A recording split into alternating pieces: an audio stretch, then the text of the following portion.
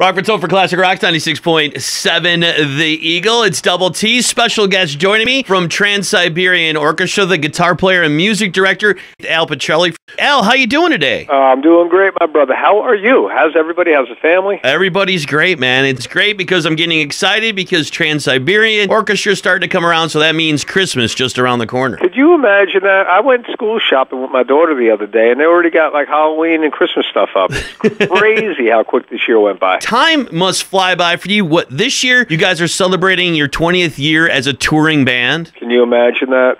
20 years. There's been bands that have been around that long, but continuously touring like that? I don't know. I stopped thinking about other bands years ago when, I had my hands full with this thing.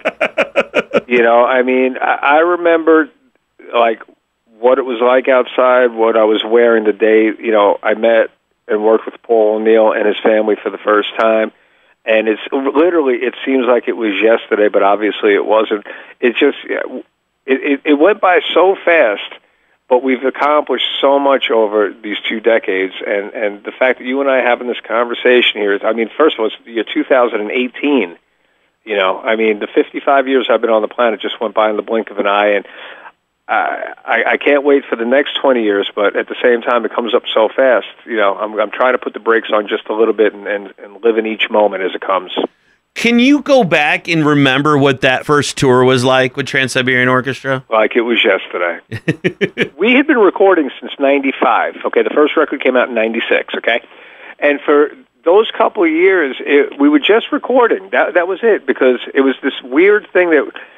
Paul said, listen, we sold 2 million copies of the first record. Let's go do another one. I was like, okay. And we went and recorded another one. And I guess, in September of 99, somebody said, why don't you guys come do a show? And Paul turned around and said, we're going to go out and do a couple of shows. And I'm like, with who? There's like 30 people on this record, dude. And he said, no, don't worry about it. Everybody's in. This is going to be great. I'm like, all right, listen, I'm in. I told you, I'd known Paul since 1985. Whatever he said, I just nodded and smiled and said, I'm in, whatever you want, And I remember rehearsing and putting together the whole concept of having the narration and the songs and the seamless transition, throughout the story, and incorporating songs. We had just finished recording Beethoven's Last Night at the time, and we're going to do some of Beethoven symphonies. And I looked at him and said, Paul, who's going to come see this? And he goes, doesn't matter. Let's just be great, and we'll see what happens. You got it. And I remember walking on stage at the Tower Theater in Philadelphia. There was, I think, 7 shows on that tour. And I remember going, oh, sweet Jesus, whatever I've done in my life, just get me through tonight, because you have absolutely no idea who's coming out to see this show, who bought these records. Brother, I look down, and I see this really, really attractive older couple. Like those crocheted sweaters people wear with, like, reindeer on them? Oh, yeah. All right. They're downstage center with a dude with a Slayer T-shirt on right next to him.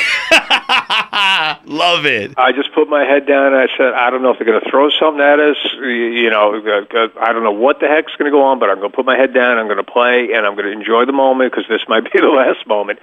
And we got a standing ovation after every song, I think. End of the show, we were so thrilled. It was it was the most unbelievable thing ever, that me and Johnny Lee, the bass player, and I think a couple of the other folks, literally walked off the front of the stage just to thank everybody. We were just so taken aback by the reaction. We could not believe it, because that's the first time we'd ever seen what people really thought of Paul's music. That is so awesome. I'm talking to Al Pitrelli from Trans Siberian Orchestra, and you talk about it. You had so many people on this album, and you have so many special guests. How do you find your people to be a part of this and go out on the road and record with you? You call up everybody that you know who's in a band. Okay. I swear to God, listen, that's what it was. It's like, we need somebody to do this. I know somebody. All right, cool, have them come down. You take care of your friends and your family, or somebody knows a great guitar player over here or a bass player. It's the word of mouth thing. It's no different than any other business, and then over the years you kind of like comb through these people and, who really gets it, who wants to stick around, and, who may not work out for the right reasons and wrong reasons. That doesn't matter.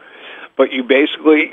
you just call people and say, hey, listen, I'm going out on the road. I need somebody to do this. Yeah, cool.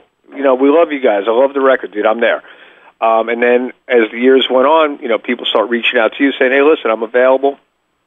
I had this really quick side note. When I was in Sacramento about 11 years ago, And there was this little kid, about 8, 9 years old, standing by the buses, and I was leaving. He said, "Hey, I'll come over. Can I get an autograph?" I'm like, "Absolutely." So I signed the CD, and he goes, "Listen, I just started playing guitar, and I love your work, and I love the band so much." I'm like, "Right on, brother. Find me on Facebook and keep in touch with me." Well, fast forward 10, 11 years later, about a month ago, he came and auditioned for us, and those are the kind of things that you just look at and go, wow, Paul's music, Paul's family, the Trans Siberian Orchestra, both band and crew and everybody involved, had an impact on that. And this is just one example of it, but time and time again, we're hearing that, like people have embraced the music and inspired them to maybe pursue the arts in some way. And that's the greatest reward ever, dude. I look at my kids, and whether they become musicians or not, I mean, my middle son is like one of the best bass players on the planet, and he's working because he grew up in a musical household. My 2 little girls now are both gravitating towards music, and not because I'm jamming it down their throat, just because they love it and they're inspired by it. And whether they do it for a living or not doesn't matter, but at least they're being creative. And there's so many young people in the audience that look up at the stage and start taking dance lessons or piano lessons, violin, whatever it is. And that's a lot of fun to watch. And to watch the expression on their parents' faces change as that occurs is awesome. I'm talking to Al Pitrelli, the music director and guitar player for Trans Siberian Orchestra, because it is more than just music, and it's more than just a show. It's almost like a way of life. It's become something that I never could have dreamed of. Now, I know that Paul probably saw the big picture because he's a whole lot smarter than me. But this is something that, like you had said, it's much more than a show or much more than just a band. We recorded some amazing records, and we've done an incredible amount of amazing shows, but people have embraced us and adopted us as part of their family's holiday tradition, and that's something that I've never seen on the radar. This isn't just like, oh, let's go see this band. They're coming through town. They were really cool last year. Let's go again. I've heard a million times, it's not the holidays until you guys come through town, or, we play your music from Thanksgiving until New Year's. We've become part of people's soundtracks, and that is the greatest honor ever that you could bestow upon a musician or any artist in any genre. You're coming to Chicago to the Allstate Arena on December 28th, 2 shows, 3 o'clock and 8 o'clock. What can we expect this year? I know you don't want to reveal too much. Well, we're going to perform The Ghost of Christmas Eve in its entirety again. I mean, the reaction to it the past couple of years has been ridiculous, so I think we would get shot at if we didn't do that. But that's the only familiar part of the show. And over the years, I think we've chatted and said, the front of the show will be different. Musically, the back of the show will be different. Excuse me. And the entire production will be completely different than last year. Now, last year we rolled into town with 18 semis. And I would bet my life that we'll probably have 20 or 21 this year. Just because bigger is better, dude. That more is good, And listen, and people in the audience who have seen us year after year, I consider them our repeat offenders. They expect it to be bigger because that's what they're used to. So I don't want to disappoint anybody. Paul would tell me, he goes, my heart would be broken if anybody says, last year was better, or it's the same as last year. It's like a Super Bowl football team. Just because you won that ring last year does not entitle you to win it again this year. You have to work every second of every day to get that back. And that's, the philosophy that we follow. It seems like no is not an answer. Never heard of it.